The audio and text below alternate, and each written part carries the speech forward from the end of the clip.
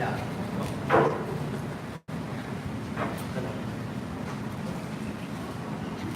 Ano naman? The rest. Okay.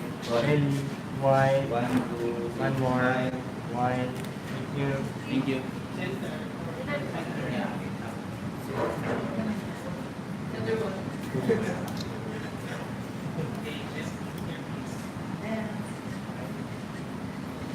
Sa passer. Ito po.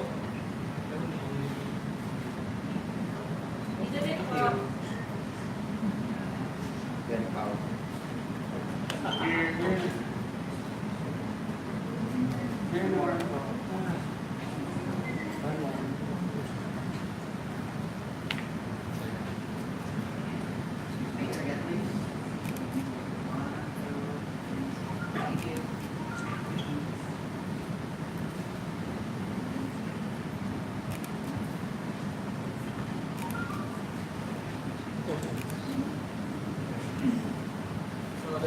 Does anyone have questions for the cast and direct? Hi guys, good evening. I'm Nikki again and I want to thank you all for coming.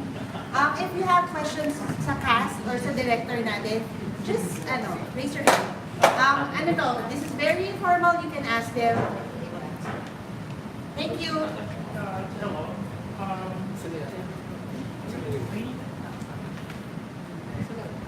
I would just like to ask, was there any sort of torture that you would have wanted to do for the movie but you were not able to do? Some missed opportunity that you could not continue with?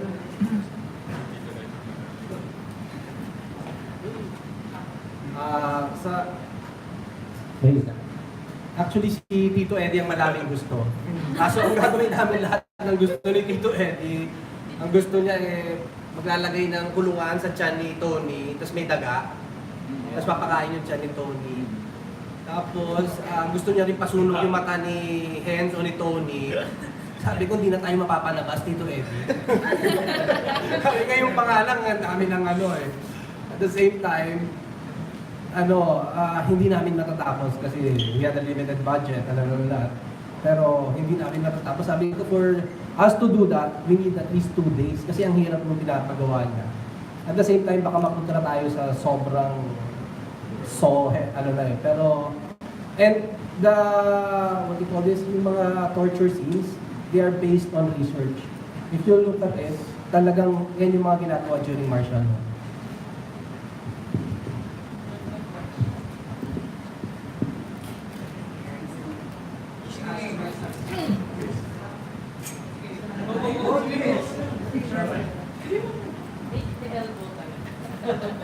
Hi guys.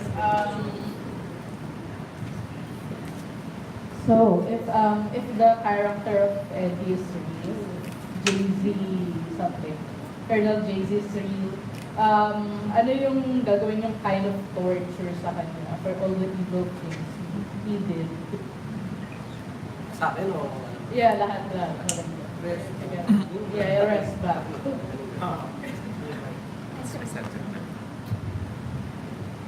Actually, sa totoo lang, if you look at history, we want them jailed.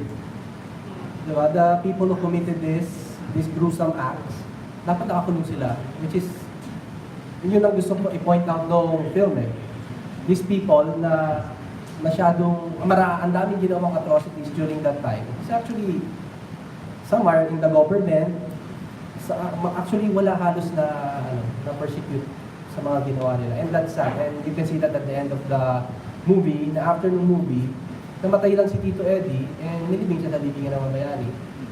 So, if ever, we want them, face the law, face the court. Yun ang gusto namin. And that unfortunately, parang hindi mangyayari. Pero at least sana alam ng new generation yung nangyari. And I hope this film helps. I'm going to go ahead and ask. So, this is like a tough topic to actually talk about, especially when it's very political. Why didn't you exactly title it as martial law. Why did you actually title it as martial law instead did ML on it? Or, and what's the main reason of why you need this one? Actually, it was supposedly yung martial law, pero dahil millennial, ML na lang. Yes, mas relate yung mga millennials sa mga gano'n eh. At the same time, actually, we were thinking of the title millennial law. I was talking to yung mga sa kaibigan creative. Sabi niya, no, panindigan mo yung martial law. Which is, I think it's right because we combine ML na very millennial and martial law, which is dapat makarelate pa rin yung mga millennials. Why did I do this movie? 3 years ago, I was online sa Facebook. And patakbo si Bongbong doon eh. And I was surprised because yung isang inaanak ko, nag-post siya sa Facebook, ang nakalagay, buti pa nung martial law. And yung may mga reasons that were made up. Actually, pinapakalat to during that time because yung revisionists were hot on their heels na, hey, doon tayo. At the same time, I was surprised. Kasi tawag dito, itong inaanak kong to, studies in Makati Science, napakatalinong bata. So I was surprised, even matalinong bata, hindi alam kung ano yung totoong nangyari ng martial law. So sabi ko, itong bagay na to needs to be brought dito sa generation na to. Tapos, may kapitbahay ako nun na soldier, sa tapat ng bahay namin. He's very mysterious. Pumapasok siya, lumalabas, never siyang nag-eye sa akin. O never niya kami pinansin. So, sabi ko, I think the best way to show martial law, instead of going back, is to bring it to this generation. And what other way para gawin yun is to use this man and this millennial in a story together. At the same time, you look at yung sakit niya, which is dementia. It reflects yung society yung Pilipino, na mabilis makalimot. It happened a few years ago, pero mabilis makalimot ng Pilipino Benedict, is that yung soldier kapitbahay? Soldier kapitbahay niyo, diba? Buhay pa ba siya? Kung buhay siya, invitay mo ba siya sa premiere para makita niyo yung film? Para pagtingin na rin. Actually, he was so mysterious, hindi ko alam. Ang sabi lang nila sa akin is sa Air Force siya dati. Pero you know what's surprising in the process of yung sa film na to? Ang nag-review nito is actually, sa MTRCB ang nag-review nito, one of them is anak ng general. I don't know if it's okay to sabihin, sabi niya, he's doing his work And Angelo Reyes. Anak ni Angelo Reyes, si Pochi Reyes. So we're so surprised na pinatawag, after checking the movie, pinatawag niya kami, tapos he was congratulating us. Sabi niya, ang ganda ng movie niyo, sobra. Sabi niya, it's better, I don't want to say, how many days did you shoot it? Sabi ko, 7 and a half. So surprise. Sabi niya, it's better than yung mga commercial films. But, so it was flattering. And for someone na anak ng general, nakakagulat na ganyan yung reaction niya. Sabi niya, hindi, sabi nila, my father would have liked this film. Sabi niya, gano'n. O yung yung isang sabi niya, your father would have liked this film. So, talaga na-surprise kami. For someone coming from a family ng military. Was there a factual basis connecting it to EJK? Actually, I just wanted the story to crossover.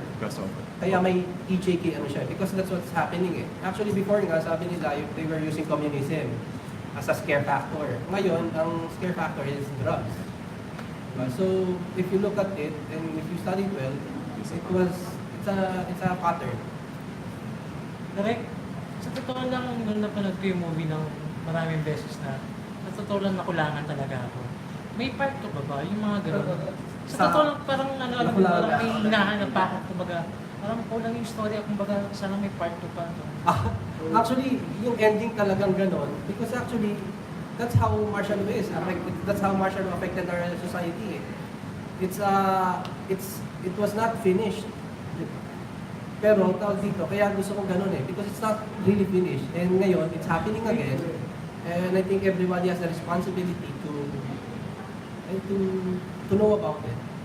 For the three actors, I'm just curious, after doing and going through the particular scene, literature scene, anong course that what it could do as a person, as now, as Generation C?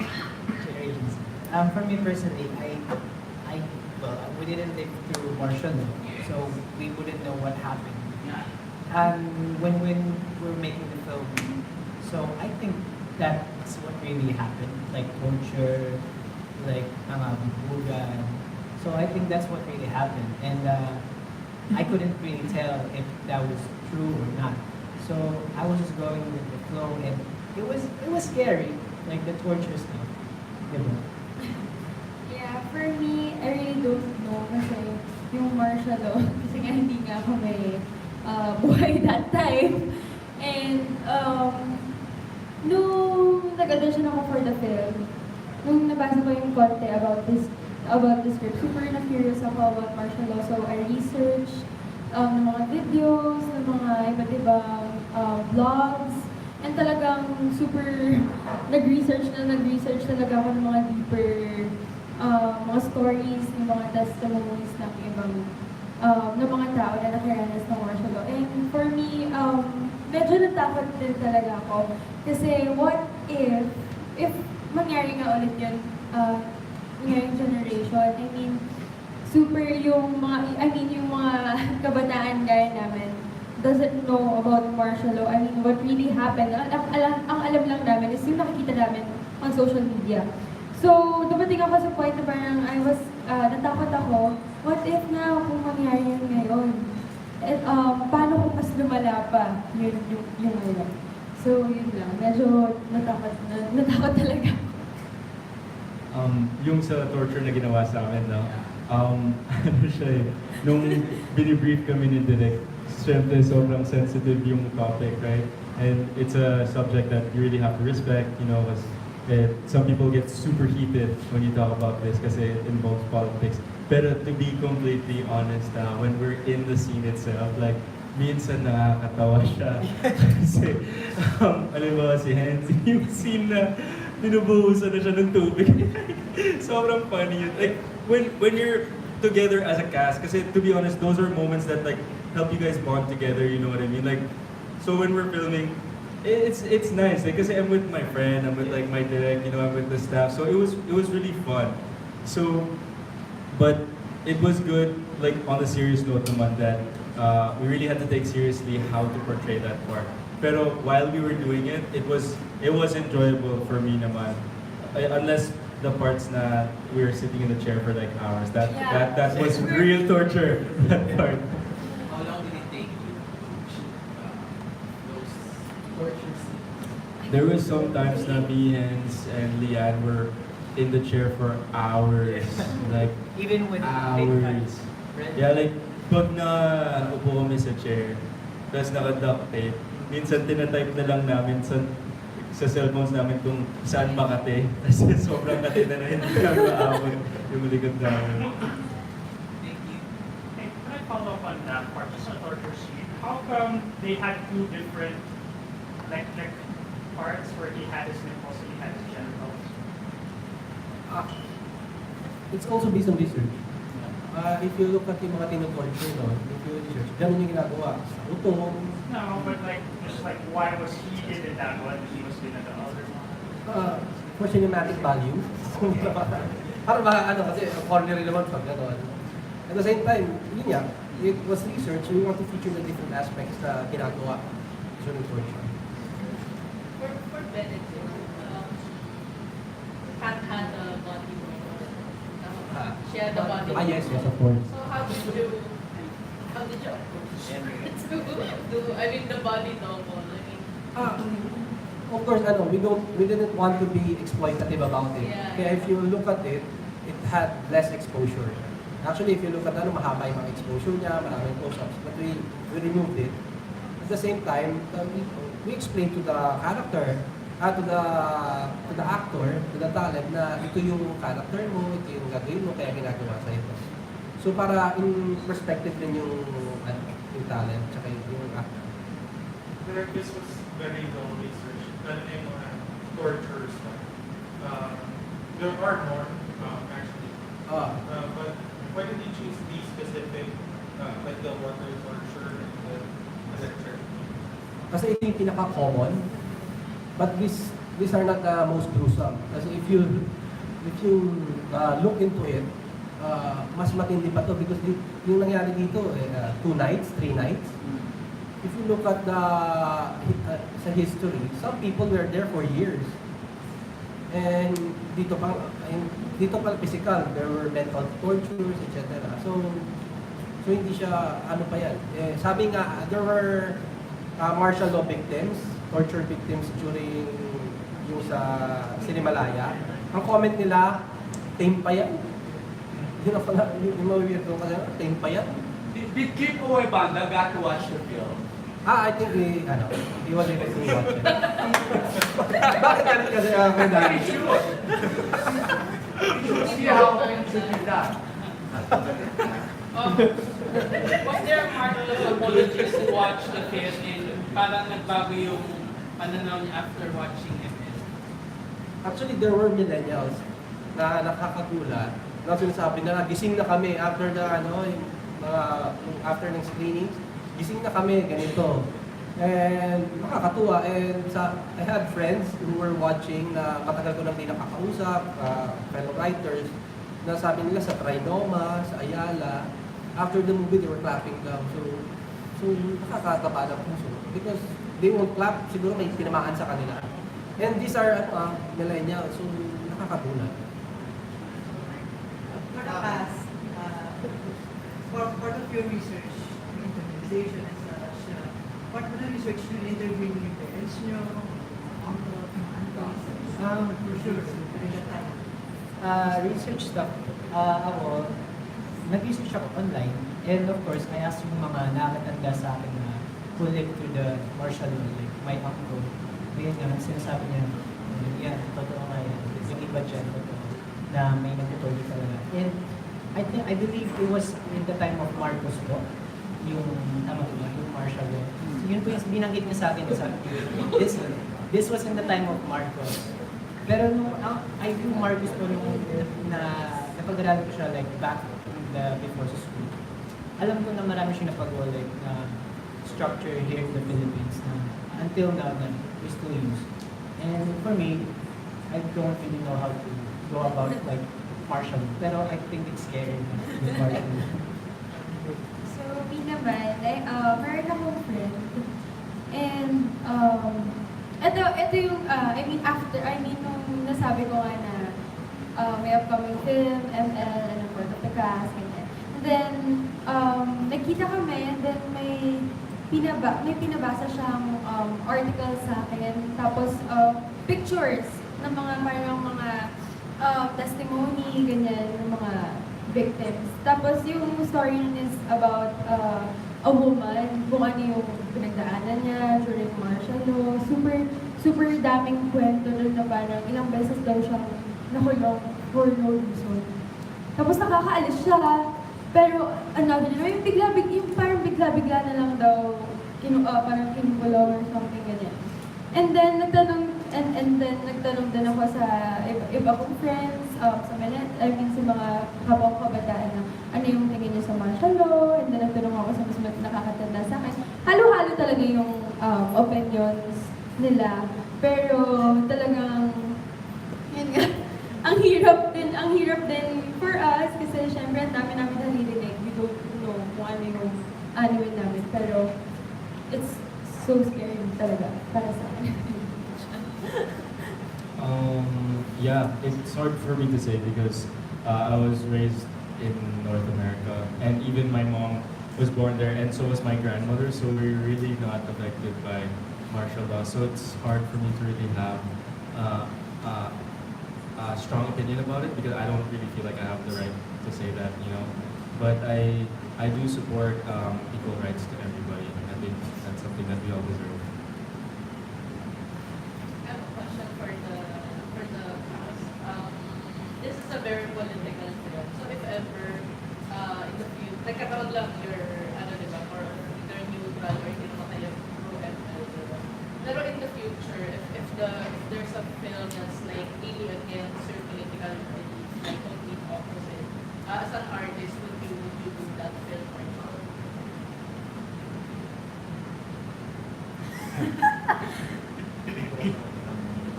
I think that depends because as an actor, in the actor's perspective, I think we all want to play really interesting roles. Because that's what it is, it's acting, it's not real life, you know what I mean? So if I act as a serial killer, which is something I would want to do one day, like, people can't blame me, like, let's Tony Labrusca, he's a serial killer. Like, no, I'm not, I'm playing a role, you know what I mean? So if the movie is done tastefully, and it's there for entertainment purposes, it's there to tell a good story, then I say why not? But if it's there to really just piss people off, and it's there to give their opinion without really respecting others, then I wouldn't join that film. For me,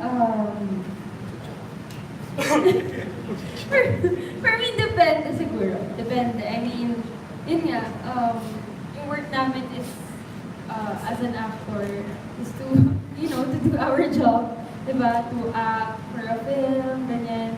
And talaga, before kasi we accept, diba, our role, talagang pinag-iisipan din namin. I mean, we do background study, ganyan, nagtatanong talaga kami. And gaya nga na sinabi ni Tony, if alam mo yun, makakabuti to, then, yeah, then, No? I mean, for me, if it's gonna entertain a lot of people, I mean, I'm in the industry for this, entertaining, like, you guys. Pero, like, political stuff, like, political movies, I mean, I wouldn't mind doing it in the future. Pero, if I do it, I don't want to offend anyone. Kasi everyone has the right to their own opinion. Everyone does. So, we have to respect each and everyone's opinion on something. Kasi we don't always see eye to eye. Everyone's gonna have a different view on something. And we have to respect that. So, if I'm gonna do a political movie, like, in the near future, more of this, I'm gonna have to go and actually think about what people's gonna think about the movie. Kasi I also have to respect their views on that, whatever the topic is. So, I would like to answer that. When we got Tito Eddie, that's what's so surprising. Tito is actually, Eddie is not actually against martial law. Diba? So, I think that's that's the essence of freedom. Kaya we didn't take it against him. We didn't force him to say a positive statement for the, sa nangyayari ngayon at sa negative statements about martial law because that's the essence of freedom eh. And I hope, ang tawag dito, we sometimes draw the line. Kasi ngayon nakakaawa rin ibang tao, gusto na magtrabaho, tapos nababash. I mean, the moment you curtail freedom pag ganun na eh. O wag kang umano dyan kasi ganito yan, ganito. Kawawa rin yung mga tao. Diba? That's the essence of freedom. We do what we want. And kasama rin yung pambabash, kasama nyo rin yung ano. Ayun. And I'm sure some of people here will go to attend other events na iba naman yung gustong sabihin. Diba? Let's not take it against them. Diba? Because the moment we take it against mga ganitong people, curtail this kind of freedom, that's another kind of martial law. So, for everyone, how was it working with the legendary actor, Mr. Eddie Garcia? for me, it was nakatrabaho ko na siya sa TV, pero iba yung film eh. When you work with him sa film, iba eh. You get the best of him. And actually nakakatuwa, tinanong rin ako ni Dan Villegas, sabi niya, kamusta si Tito Eddie? Sabi ko, when you say action, you'll be amazed. Pag nag-action ka, iba na siya eh. So tayo parang okay, go. And I think it showed dun sa movie niya ngayon. And it's a good movie daw, sabi ko. Sir, do you think it's the public's taste for change in relation to what's in the news? At least, before that, when it comes to ML as a horror movie, and that, do you think the public's taste for change in relation to what's in the news? Sorry, hindi ba na? Hi, sorry. So before that, would you constitute ML as a horror movie? Secondly, do you think the public's taste in horror changed in relation to what's in the news? Actually, tag ito. It was designed to be a horror suspense movie. Kasi I thought about it, if kung hindi siya genre or masyado siyang political, at the same time, baka walang manood. And if walang manood, hindi mo mapuput across yung message mo rin. And at the same time, I wanted to be an enjoyable watch. Regarding this second question, I'm in TV and dito yung mood really changes. Magugulat ka, we have a show, then it's gonna get a show. Shoot na yan, tape na yan. Kasi iba yan, because mas gusto nila ng light, mas gusto nila ganito. I think what's good right now is if you have a good movie, papanoorin nila. Kasi may The Nun, may ganito. You'll be surprised kasi horror movies are earning very good right now. Direct. Nire-recommenda niyo ba ito sa mga markets na panahon? Why not? It's the essence of freedom. And I watch any movie that they will do as long as maganda na siya. Paano kung may protesta? Sa movie?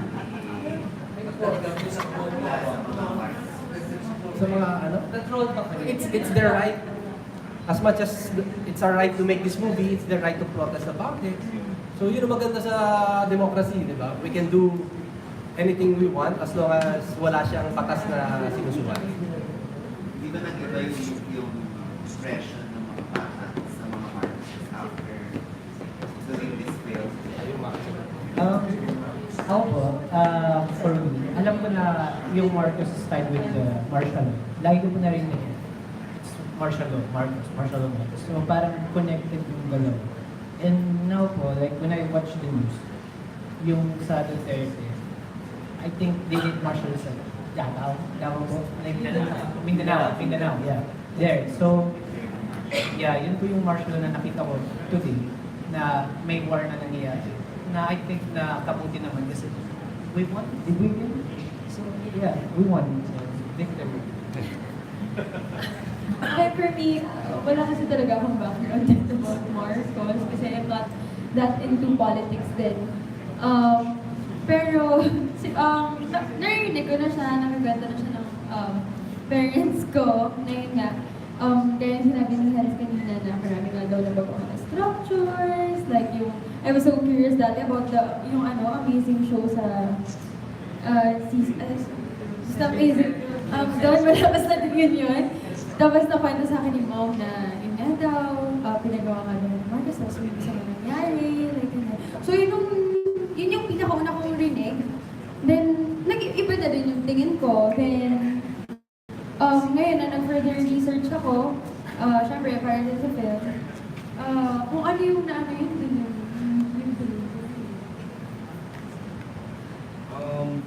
my view po on the Marcoses.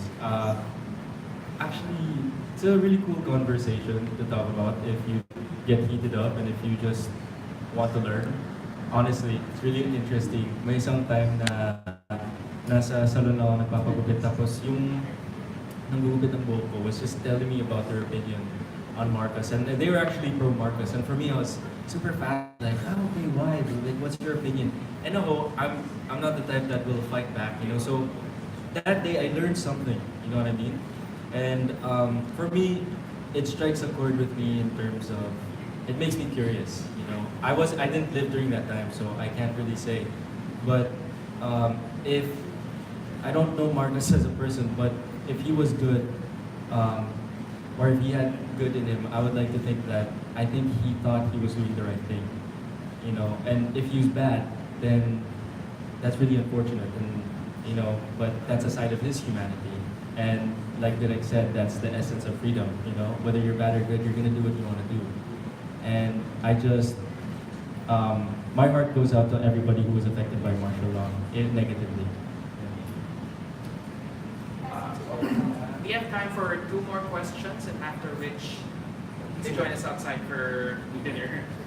For Direk, I have a question for Direk and for the cast. For Direk, Was Valkyrie one of your sponsors? Actually funny kasi when I was writing this, sarado, hindi ko alam after, sarado na pala siya. Pumunta pa ako, sabi ko, ay sarado na pala yung Valkyrie. Sarado na pala ba siya? Actually, I use Valkyrie kasi maganda yung Norse meaning niya. At the same time, ano siya familiar siya sa audience. So, there's an intention to be funny at the same time being millennial about it. Witty. Witty actually. And I think For the cast, besides doing research on actual accounts, what was your preparation psychologically? For this film, just like what I do with every like role that I go into, I ask like the director about their characters. I go in depth with the character, and I just do what I can, and I do my best to portray that character. Kasi if you leave that to like to another actor, they can have their own like flavor to the role.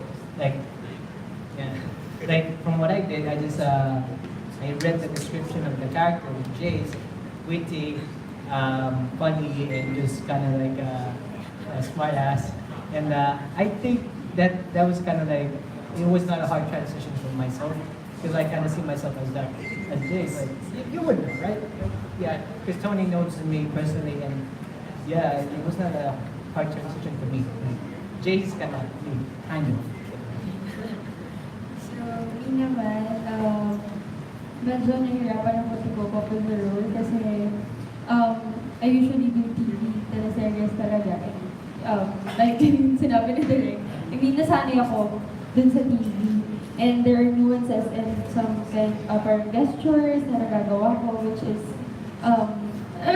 pang TV talaga. And dun sa role, it's my first time to portray kasi a character like that. So, talagang, nagtanong ako kay Derek, and then nung nag-audition ako, he explained me what? He explained kung ano yung character ni Pat. And yung some of the scenes na kasama ko, trinay namin. I mean, in-act out ko, and then kinokorek ako ni Derek kung ano yung mga hindi dapat gawin, ganito.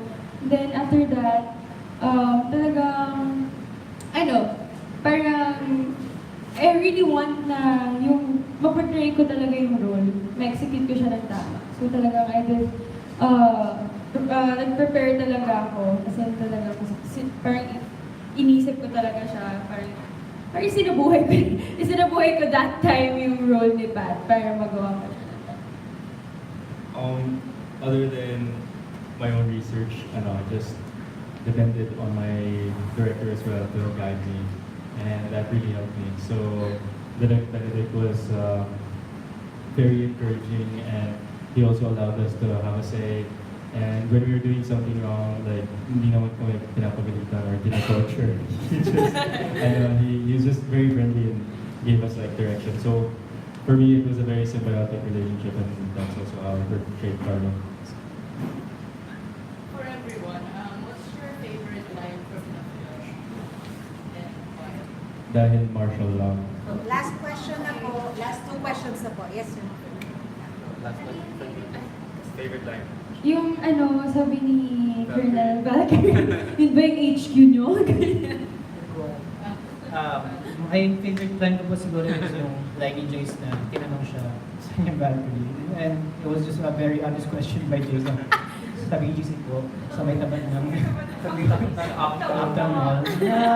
Hindi ko alam na nakakatawa pala siya kakalabasan. Kasi when I was delivering the line.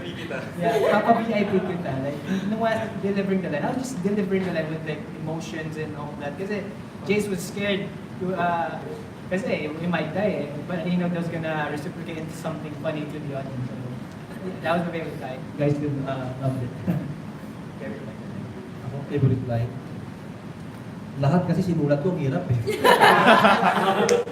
As a practitioner, nasanay ako na every line should have a meaning. Every line should may emotional reaction yung audience dapat. So if you look at it, every line, kasi martial law was designed designed with the shots, designed with the situation. Hello, I'm Jonathan, a staunch supporter of Benedict Wilke and reachable and pleasant filmmakers like him. Tanong, there is such a thing as director's cut, diba? So, whether you have exercised full, complete artistic control of your material, in the future ba meron bang mapapala kami namin na director's cut? Or meron bang may eksena na hindi napasama sa final cut na pinalabas sa CCTV and eventually ipapalabas for nationwide release? Actually, that's what's good. Pag ikaw rin yung producer. Kasi ako yung producer dito, kami actually. So, yung lone wolf. So, actually, what you're seeing is the director's cut na. But ang maganda sana, if we had more time to shoot. Because if we had more time to shoot, we could have done 1 or 2 more na, what we call this, na torture. At the same time, actually, na-surprise ako, I was satisfied naman, pero I had more gustong gawin to execute it. More shots, may ganito. If you look at it, which worked for us rin naman for the film, there were shots na isa lang. Kasing continuous shot, isang ganon. One factor of that is we had no time, we had no money. Pero ang galing nga, kasi when I was shooting, sabi ko na, I'll do this with 1 shot. Napaganda pa siya. Okay, last question po. Next question po. Yeah. Setting aside martial art, what have you learned after doing this? For me, I learned a lot kasi this is my first ever film to do. And when I got the role, I was being asked like, are you willing to do this, are you willing to do that? For me, I was very like optimistic and I was curious to know what's going on in the cinema industry, like how do they do film. And at the same time, I was so excited to work on something that everyone can relate here in the Philippines. So yeah, I learned a lot while filming. I learned a lot from my director and my co-stars, and especially kay Tita Edina. He's been in this business since like forever, like a living legend nga, parang national treasure in the Philippines. And it was great to see him win the Best Actress in Cinema Film Festival. For me, parang ganun din. I mean, ang dami ko na rin natutunan kay Direk na talagang meron ako sa acting, ganyan. And marami din ako natutunan din about sa filming, kung paano pala yung process, paano yung ginagawa nila na preparation, pati yung sa mga kapwa ko actors, kay Tito Eddie, how he prepares, how Vince prepares, how Tony prepares. Marami kaming nakukuha sa bawat isa. And, ayun, sa pagdating naman sa sa film mismo, sa martial, I got really curious about politics na. And talagang, super dami ko rin talaga natututunan ng hirap talaga. Isa-isa. Yeah, I learned also based on my character. It's good to have your own opinion, and it's also really good to do your research on how current events affect you, especially in your region. You know, so if you live in the Philippines or if you live in the States, I feel like it's really important that you do your own research on what's happening and you have your own say about it, you know? I think my character Carlos was very privileged, so he just, sorry, Carlo. My character Carlo had a very privileged setup, so his impression on martial law was, you know, he didn't experience firsthand. He didn't do his own research until it was too late. So I think, yeah, it's just nice that you have your own stand, but you did your own research. You know? Yes, Remind ko lang yung hashtag ML. ML film. Hashtag ML film. You can tag us there. Lahat na gagawin nyo, hashtag ML film. Yes. What was the worst and best reaction from those people na nanood sa social media? Yung parang tweet sa inyo or comment sa Instagram, ano yung best and worst reaction na nakuha niyo? For me, of course, the best was to all people who watched it sa ILF films kasi it was not released nationwide. When they saw the film, I always get stopped. They always ask me, saan ang Valkyrie? And I always get confused, like, why? And then it hits me in like 5 seconds. Oh, yes! Because of the film! Ah! And then, yes, that was my best experience, always getting stopped, like, where is Valkyrie? This is easy. You can grab, you can raise it. And I don't think I have any worse experience because every moment with the crew, with the director, with my co-star was a great experience. Everyone, the whole team was like a family. It was a family in the set, so I love them all. Sa akin, yung mga comments kasi about sa film, wala masyadong negative talaga. So, parang wala akong nakita. And talagang, habang pinabalabas yung cinema, itong film na to, during Cinemalaya ng August, as in, tutok ako sa Twitter, nagtitingin naman ang mga tweets, and talagang, I'm so happy sa mga comments nila. And may nag-message sa akin sa Instagram, nagtanong siya sa akin kung paano ko daw parang nagawa yun. There are some scenes na medyo, yeah. And paano ko daw nagawa yun? Ano yung iniisip ko? Yung mga ganun kind of questions. And nagtatanong daw siya kasi meron daw isang parang theater play or something na ano niya, pero may pagkaganon daw. And then, I just, sinabi ko lang kung ano yung sinasabi syempre ng heart ko. And talaga, sabi ko, it depends pa rin sa'yo, sa opinion mo. If you really want, talagang walang makakapigil sa'yo. And I really want yung role ko, yung film na to. So talagang, go ako. And yun na, I'm so happy sa lahat ng comments hanggang ngayon, yung comments, sa mga messages sa IG, sa Twitter, and we are really so excited. Pag binalabas na siya nationwide, talagang we're expecting more. Ako po, masaya po ako na marami pong natuwa sa film and maraming na-entertain. And sa mga tao na hindi nila masyadong nagustuhan yung film, masaya din ako kasi nakakuha po kami ng reaction sa kanila. So, I'm happy that the film was able to give just draw emotion, whether good or bad. You know, I would be sad if it was somebody who didn't have a reaction with her film. You know? So, ayun, everybody's entitled to their own opinion, and that's okay. Thank you. This question is very, very important. Last na lang ito, ha? Okay, vloggers, prepare to come for this question. Okay. 3, 2, 1. Dahil nationwide release na ang ML, at para sa ating mga kababayan na hindi pinala, hindi sinuwerte, na makapunta sa CCT para mapanood for the first time ang ML, ano yung mensahe ninyo, direct at tatlong miyembro ng cast? O paano nyo hikayatin o iengganyoin ang ating mga manonood, both young and old, para panoorin ang ML sa kanilang panig ng bansa? Tag dito, you want to have fun, you have to have a good scare and learn, watch ML. Hindi ka magsisisi dun sa perang ibabayan mo.